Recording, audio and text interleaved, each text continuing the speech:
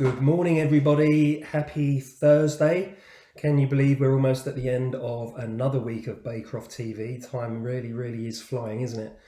Now, this is the third day of me introducing the pets that my family are lucky enough to live with, but for very sad reasons, this day is going to be a little bit different.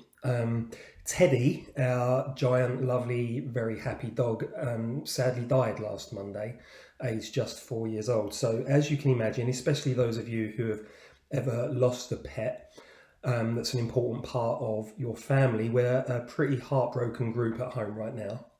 And the house feels very different to how it did just a few days ago.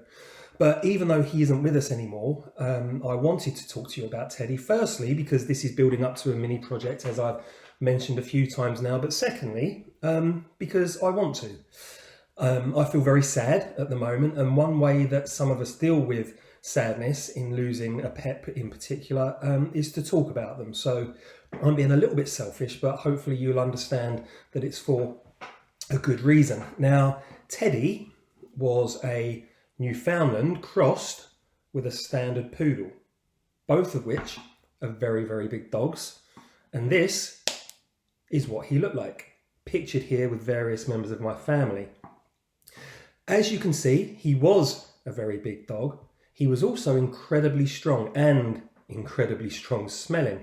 And he could quite easily pull me along the floor, which he once proved on Southsea Common after pulling me off my feet and then running off with me holding onto the end of his lead, and he was literally dragging me along the ground. Now, these dogs need to be strong because of what they were originally bred to do, which was to rescue people from rough seas. They're believed to have been introduced to the West by the Vikings over 1,000 years ago. And their job is to jump into freezing cold, very rough seas and rescue people who have fallen in. So they need to be super strong swimmers, and they are.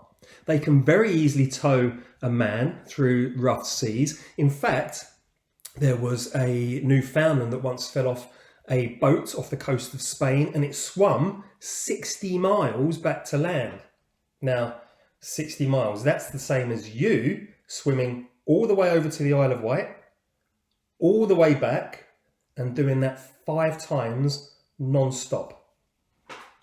They're specially built for the job, to be fair. They have got webbed feet like a duck, and they can hold their breath for a very long time, which makes them sound amazing, and they are. They're super friendly and kind, and they see it as their duty to save our lives. But it does come at a cost.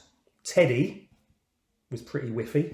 He could make some fairly whiffy noises from both directions, and he would sometimes forget his size, jump straight onto my lap, which for a man can, well, I'll let you work that bit out. But anyway, that was Teddy, our big lovable bear, who we will miss very deeply, and thank you for letting me talk about him with you this morning.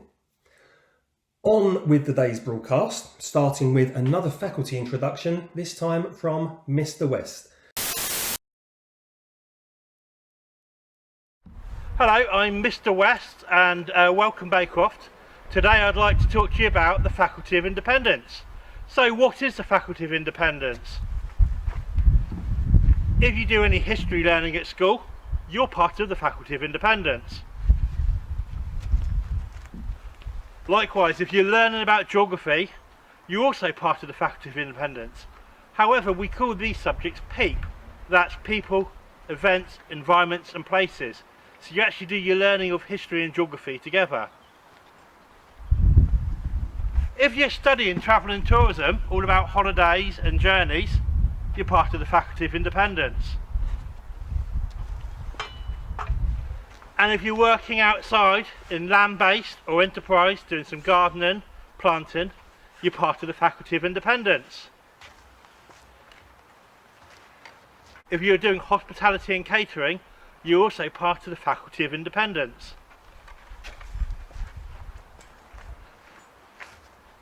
If you are studying childcare, then you are part of the Faculty of Independence. And the one lesson that you will all be doing at Baycroft is English, which means that you're all part of the Faculty of Independence. Right, so what is the Faculty of Independence all about? We want to provide you, our learners, with the best skill set possible to make independent choices and to be able to access and engage with all that our region has to offer. We may have independence in our name, but importantly, we want you to be able to play a role as part of a group or teamwork. Thank you.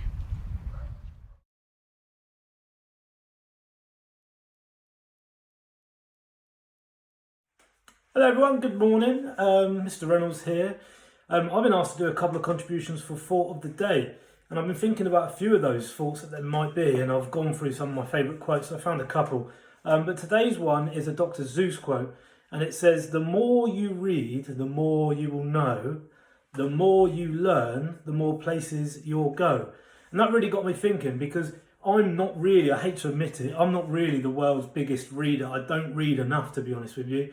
I read when I have to, and I read sometimes, but things have really got to try and capture me in order for me to read a book from front to back. And I'm ashamed to admit that, because reading is really cool and I would like to do more of it, but I make excuses for myself. I think I often don't have the time to do it. When I do have the time to do it, I choose to do something else, like sit on the sofa and watch YouTube or play my game. And I'm quite ashamed of that, and I'm going to try and start to read more. And actually this time has given me the opportunity to read a little bit more. Now, it doesn't have to be like a storybook, fiction or non-fiction. It can be anything really. And the book that I've been reading during this time off is a book about Norse mythology.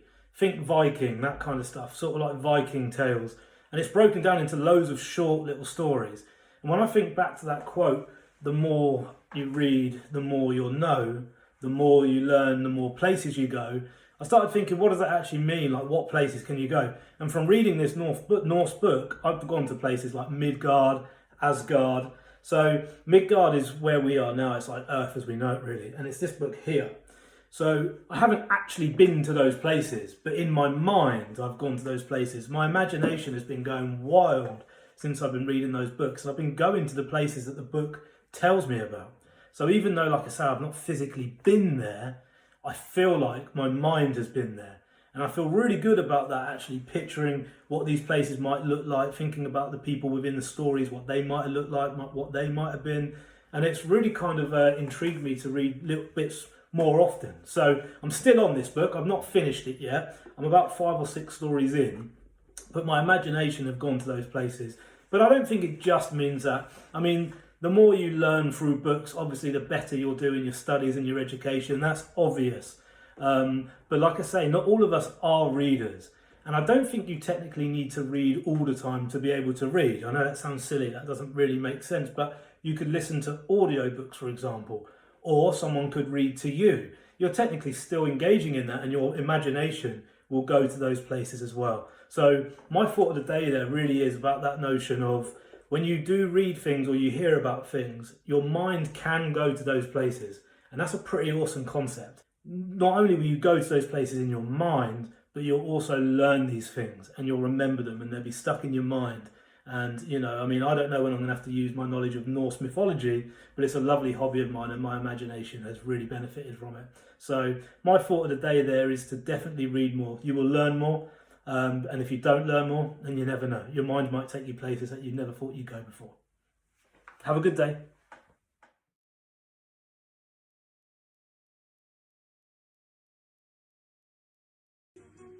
Morning everyone, another day, another challenge. Today we're going to do a weight bearing challenge and we're going to hold an item from around the house in front of us. You can pick the item, it can be light, it can be heavy, it's completely up to you, but whatever you do, make sure it's a comfortable weight for yourself. I'm going to use a dining room chair, here it is, and all I'm going to do is grab it in a position where I can hold it well, lift it up, hold it in front of me with nice straight arms for about a minute. Now I'm going to use an Alexa to keep my time for me. You can use a stopwatch, you can get someone in your family to time for you, or you can count up to 60 yourself if you really want to. So, grab the item, prepare your timer, then you can get going. Alexa, set a 1 minute timer. 9 minutes, starting now. There you go, my timer's going. The idea is to keep a nice straight back, nice straight arms, and just focus on that.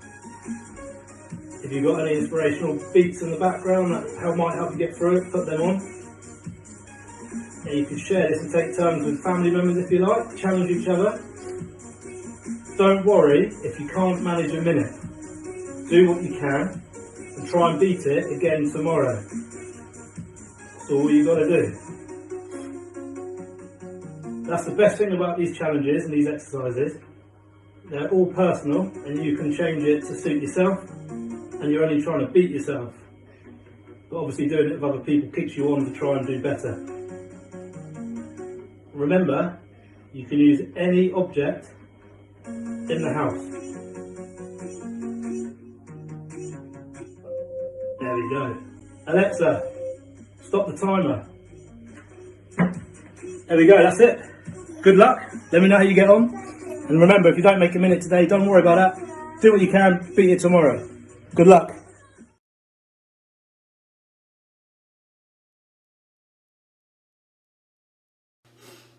Hello. Listen, what can you hear?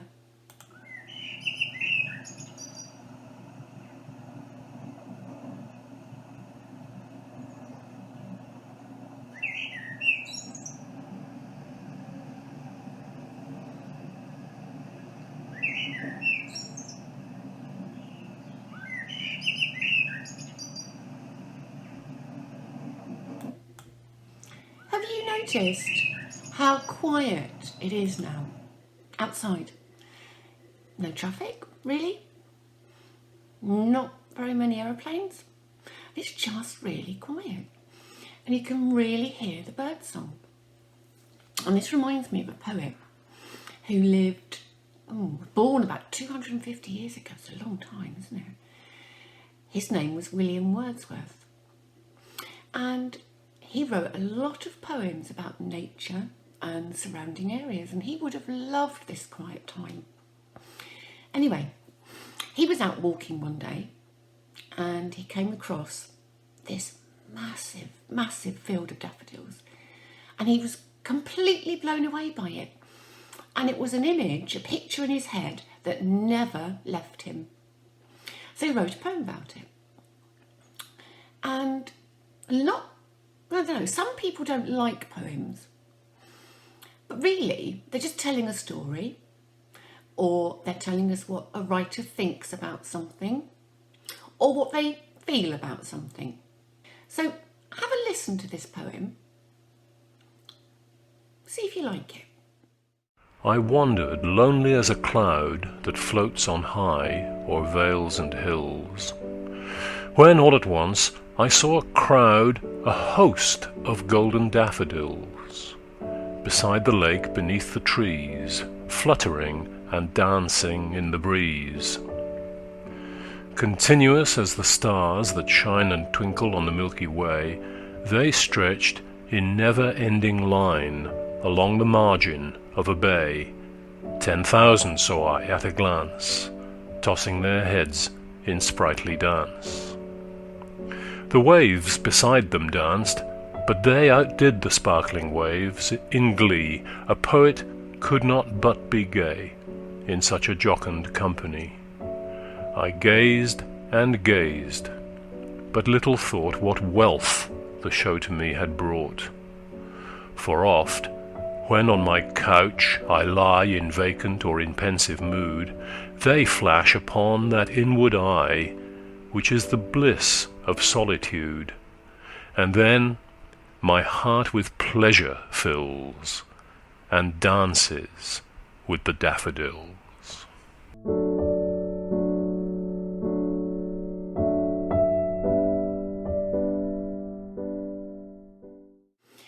Once you've done that, your challenge is to do the very best drawing of a daffodil that you possibly can, and in your most beautiful handwriting, write the title across the top.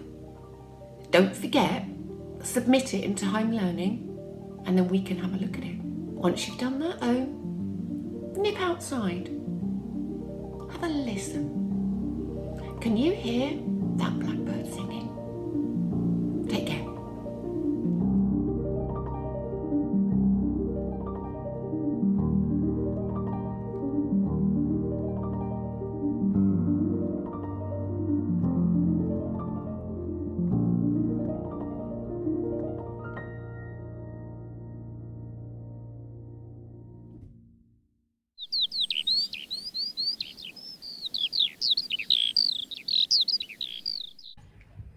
Hi Baycroft, it's Mr Kiff here today, joining you finally outside in my garden. Normally, I'm actually upstairs over there, editing together all your lovely teachers' videos and putting them onto YouTube, but today I'm finally joining you on the actual TV channel, which is a nice, welcome change. Did you know that on this day in history, scientists observed something called a gamma ray burst? These are caused by stars exploding, and they're so bright that we can see them from trillions of miles away. Trillions. That's 12 zeros. Even though gamma ray bursts are some of the brightest things that scientists have ever seen, they happen so far away that we can't see them with our own eyes. We can't even see them with telescopes like this one. In fact, to see a gamma ray burst, scientists need to use enormous telescopes, a bit like this one. So for those reasons, we can't actually see the gamma ray bursts, unfortunately, but I thought instead we would try and spot the brightest thing in the night sky right now, which is visible after 8:30 in the evening. Now, the time on my watch here is 5 to 8, so I'm going to need to wait a little while before I can see it. I'm going to see if my editing skills are any good right now. Let's find out, shall we? I'm going to ask the editing gods if we can make it 8:30 right now. Oh my god, it actually worked. Imagine that. Now, I do appreciate that it's quite dark and so it's kind of hard to see me here, but what you can see instead up there is the planet Venus. And as I was saying, it's visible at about 8:30 in the evening. Venus is actually brighter than any star in the sky right now, so it should be really obvious and easy to spot if you know where you're looking.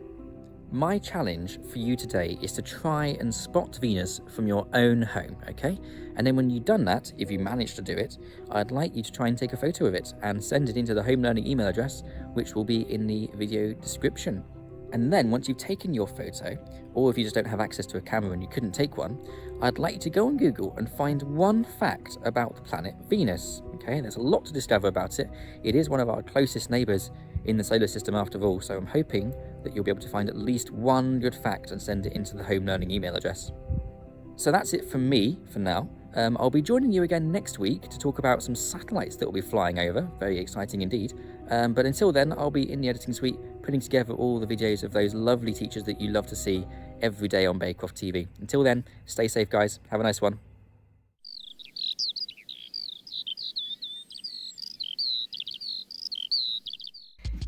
Yesterday's sign was sad. Today's sign is worried. Worried. I feel worried.